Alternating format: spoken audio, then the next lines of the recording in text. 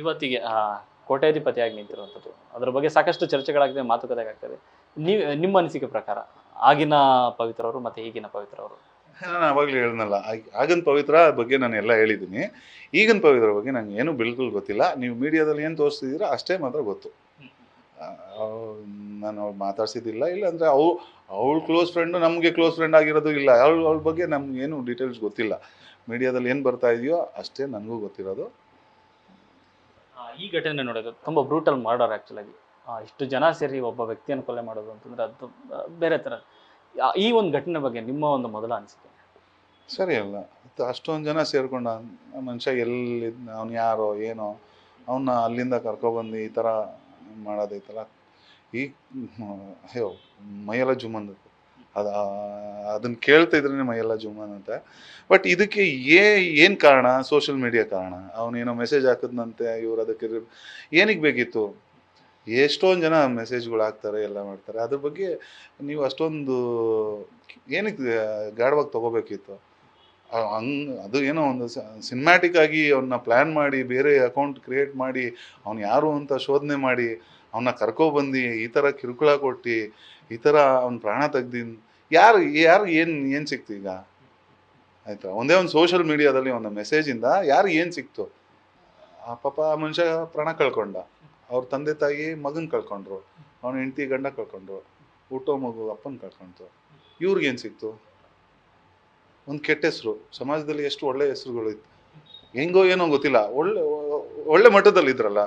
ಈಗ ಜೈಲು ಅದು ಇದು. ಆದರೆ ಇದು ಇನ್ನೂ ಪ್ರೂವ್ ಆಗಿಲ್ಲ, ಕಾನೂನು ರೀತಿ ಏನಾಗುತ್ತೋ ಏನು ಗೊತ್ತಿಲ್ಲ. ಬಟ್ ಇದರಲ್ಲಿ ಇನ್ವಾಲ್ವ್ಮೆಂಟ್ ಇದೆ ಅಂತ ಕೇಳಿದ ತಕ್ಷಣನೇ, ಇನ್ವಾಲ್ವ್ಮೆಂಟ್ ಇದ್ದಾರೆ ಅಂತಲೇ ಅದು ಅವ್ರ ಮೇಲಿರೋ ಒಂದು ಇದು ಹೊಂಟೋಗುತ್ತಲ್ವಾ? ಆ ಥರ ಮಾಡಬಾರ್ದು. ಇದು ಯಾರೇ ಆಗಿರಲಿ, ಇಲ್ಲ ಬುದ್ಧಿವಾದ ಹೇಳ್ಬೋದಿತ್ತು, ಇಲ್ಲಾಂದರೆ ಲೀಗಲಿ ಏನಾದರೂ ಪೊಲೀಸ್ಗೆ ಅವರು ಕಂಪ್ಲೇಂಟ್ ಕೊಟ್ಟು ಏನೋ ಮಾಡ್ಬೋದಿತ್ತು. ಸೊ ನಾನು ಹೇಳೋದಷ್ಟೇ, ಸೋಷಿಯಲ್ ಮೀಡಿಯಾಯಿಂದ ಅನಾಹುತಗಳೇ ಜಾಸ್ತಿ ಆಗೋದು. ಅದನ್ನು ಸರಿಯಾಗಿ ಯುಟಿಲೈಸ್ ಮಾಡ್ಕೊಳ್ಳೋರು ತುಂಬ ಕಡಿಮೆ. ಕೆಟ್ಟದಾಗಿ ಯುಟಿಲೈಸ್ ಮಾಡ್ಕೊಳ್ಳೋಕ್ಕೆ ಸಾಕಷ್ಟು ಜನ ಇದ್ದಾರೆ. ತೆಗೆದ್ರೆ ಎಲ್ಲ ಅವರೇ ಸಿಗ್ತಾರೆ.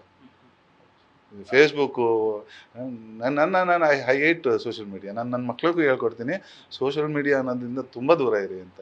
ಏನು ಒಳ್ಳೇದಕ್ಕೆ ಬೇಕಾ ಯೂಸ್ ಮಾಡಿ, ಎಜುಕೇಷನ್ ಬೇಕಾ ಯೂಸ್ ಮಾಡಿ, ಬೇಡ. ಇದು ಸಾಕಷ್ಟು ನೋಡ್ತಾನೆ ಇದ್ದೀವಿ. ಆದರೂ ಜನಗಳು ಅದನ್ನು ಬಿಡ್ತಿಲ್ಲ. ಯಾವಾಗಲೂ ಮೊಬೈಲ್. ಸರ್, ನನಗೂ ಮೊಬೈಲ್ ಅಡಿಕ್ಷನ್ ಇದೆ. ನಮ್ಮ ಮನೇಲೂ ಬೈತಾರೆ ಮೊಬೈಲು ಯಾವಾಗಲೂ ಅಂತ. ಬಟ್ ನಾನು ಏನಕ್ಕೆ ನೋಡ್ತೀನಿ? ನನ್ನ ಬಿಸ್ನೆಸ್ಗೆ ನೋಡ್ತೀನಿ, ನನ್ನ ಎಜುಕೇಷನ್ ನೋಡ್ತೀನಿ, ಅದಕ್ಕೆ ನೋಡ್ತೀನಿ.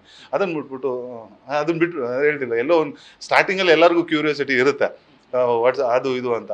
ಎಷ್ಟು ದಿನ ಅಂತ ಅದನ್ನೇ ಮಾಡ್ಕೊಂಡಿರೋದು, ಅದನ್ನೇ ಫೇಸ್ಬುಕ್ ಏನೋ ಇವ್ರು ಮಾಡೋ ರೀಲ್ಸ್ನೆಲ್ಲ ನಾವೇನಿಗೆ ನೋಡಬೇಕು? ಏನು ಸಿಗುತ್ತೆ ಇದರಿಂದ? ಟೈಮ್ ವೇಸ್ಟ್ ಆಗ್ತಾ ಇರುತ್ತೆ. ಸೊ ಇದೊಂದು ನನಗೂ ಬೇಜಾರು. ಅಂದರೆ ಸೊಸೈಟಿಲಿ ಈ ಥರ ಆಗ್ತಿರೋದು ನನಗೂ ಬೇಜಾರಾಗಿದೆ. ನಿಮಗೆ ಗೊತ್ತಿರೋ ಪ್ರಕಾರ ಆಗ ಪವಿತ್ರ ಅವರು ತುಂಬ ಕ್ಲೋಸ್ ಫ್ರೆಂಡ್ಸ್ ಯಾರಿದ್ರು? ಮತ್ತು ಅವತ್ತಿಗೆ ಅಂದರೆ ಮಿನಿ ಕೂಪರ್ ಅನ್ನೋ ಕಾರು ಸುಮ್ಮನೆ ಸಾಮಾನ್ಯ ಅಲ್ಲ, ತುಂಬ ದುಬಾರಿ ಕಾರು.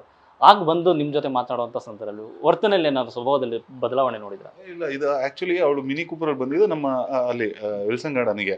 ಅವಾಗ ನಾನು ಇರಲಿಲ್ಲ, ಬಂದಿದ್ಲು ಅವಳು. ಫೋನಲ್ಲಿ ಅಂದರೆ ಸಿನಿಮಾ ನಮ್ಮದು ರಿಲೀಸೆಲ್ಲ ಆದಮೇಲೆ ಫೋನಲ್ಲಿ ಮಾತಾಡೋದು ನಾರ್ಮಲಾಗಿ ಮಾತಾಡೋಳು, ಆಸ್ ಎ ಫ್ರೆಂಡ್ ಕ್ಲೋಸಾಗಿ ಮಾತಾಡೋಳು. ಅವಳು ಕ್ಲೋಸ್ ಫ್ರೆಂಡ್ಸ್ ಯಾರು ಏನು ಅಂತ ಅವಳು ಈ ರಮ್ಯಾ ಭೇಟಿ ಮಾಡೋ ತನಕ ಅವಳೊಬ್ಳೆ. ಅವಳ ಜೊತೆ ಯಾರು ಕ್ಲೋಸ್ ಫ್ರೆಂಡ್ಸ್ ಅಂತ ಹೇಳ್ಕೊಂಡಿರಲಿಲ್ಲ, ಕರ್ಕೊಂಬಂದಿರಲಿಲ್ಲ, ಏನೂ ಇರಲಿಲ್ಲ. ನಾವುಗಳೇ ಕ್ಲೋಸ್ ಫ್ರೆಂಡ್ಸ್ ಆಗಿದ್ವೇನೋ. ನಮ್ಮ ಟೀಮ್ ಒಳಗಡೆ ಬಂತು ಅಂದರೆ ನಾವುಗಳೇ ಕ್ಲೋಸ್ ಫ್ರೆಂಡ್ಸು. ಸೊ ಆ ಥರ ಬಿಹೇವ್ ಮಾಡ್ತಿದ್ವಿ. ಮತ್ತೆ ಯಾವತ್ತಾದರೂ ನಿಮ್ಮ ಜೊತೆ ಸಿನಿಮಾ ಮಾಡೋಣ ಮತ್ತೊಂದು ಅದ್ರ ಬಗ್ಗೆ ಯಾವತ್ತೂ ಮಾತಾಡಿರಲಿಲ್ಲ? ಯಾಕಂದರೆ ಅವರು ಕೋಟ್ಯಾಧಿಪತಿ ಆಗ್ತಾರೆ, ಆ ನಂತರದಲ್ಲೂ ಸಿನಿಮಾ ಮೇಲೆ ಪ್ಯಾಷನ್ ಆಗಲಿ, ಆ ವಿಚಾರವಾಗಿ ನಿಮ್ಮನ್ನು ಕಾಂಟ್ಯಾಕ್ಟ್ ಮಾಡಿದ್ದಾಗಲಿ? ಇಲ್ಲ, ಕಾಂಟ್ಯಾಕ್ಟ್ ಮಾಡಿದಲ್ಲ. ಅದು ನಾನು ಫಸ್ಟೇ ಹೇಳ್ದಂಗೆ ಯಾವುದೋ ಒಂದು ರೀಸನ್ಗೋಸ್ಕರ ಅವಳನ್ನ ತೊಗೊಂಡೆ ಹೊರತು, ನಾನು ನೆಕ್ಸ್ಟ್ ಸಿನಿಮಾದಲ್ಲಿ ಅವಳನ್ನ ಕ್ಯಾಶ್ ಮಾಡ್ತೀನಿ, ನಾನು ಮುಂಚೆನೇ ಹೇಳ್ಬಿಟ್ಟಿದ್ನಲ್ಲ, she was not a good actor. ಅದು ಮಾತ್ರ ಬರ್ಕೊಡ್ತೀನಿ. Sir, thank you so much. Sir, ಇದಿಷ್ಟು ವಿಶಾಲ್ ಅವರ ಮತ್ತು ಕ್ಯಾಮರಾ ಪರ್ಸನ್ ರೋಷನ್ ಜೊತೆ ಲೋಕೇಶ್, ನ್ಯೂಸ್ ಫಸ್ಟ್, ಬೆಂಗಳೂರು.